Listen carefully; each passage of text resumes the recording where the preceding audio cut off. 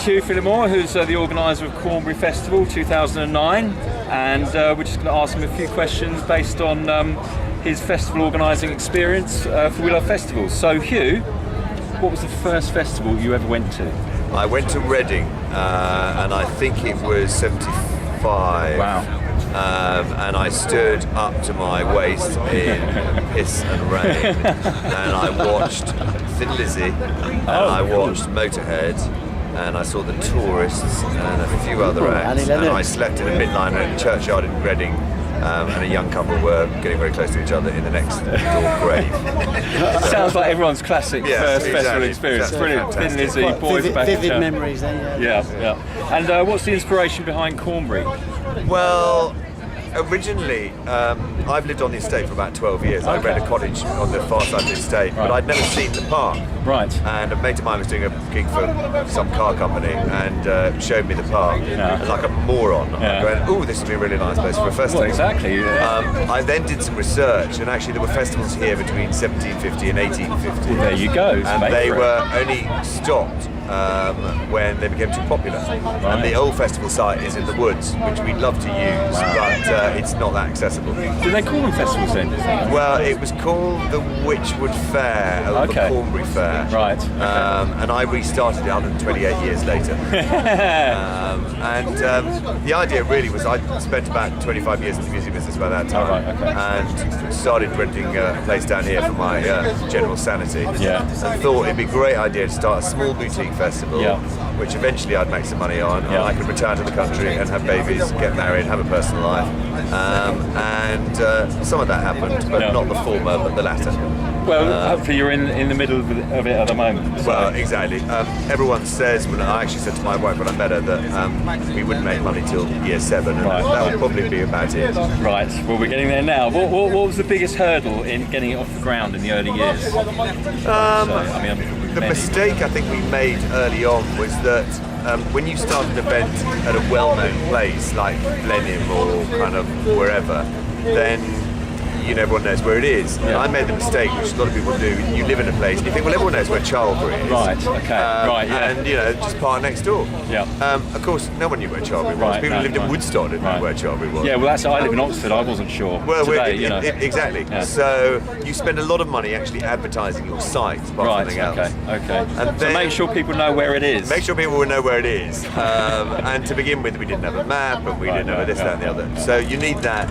And also, you kind of start tentatively. Yes.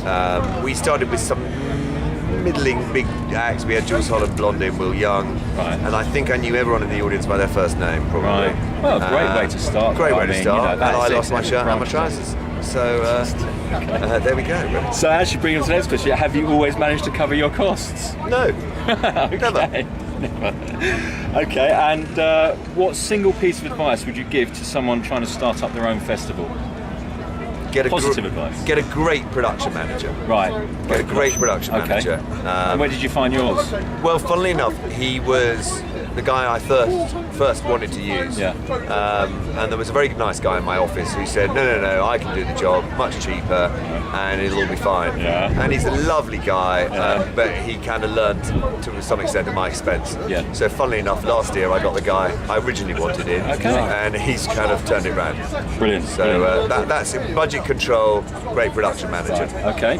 And lastly, when do you have to start working on next year's events?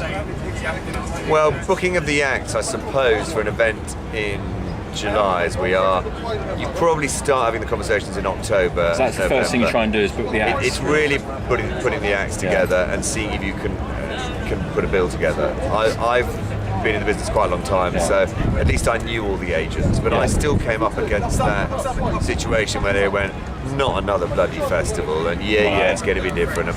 So it takes a few years to establish the brand, as it were. And what you want is a situation later on where acts want to play it. And funnily enough, this year I had confirmation yesterday from Peter Green's lot.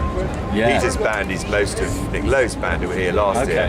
And when Peter said, let's do my first festival in God knows how many years, they went, well, it better be Cornbury.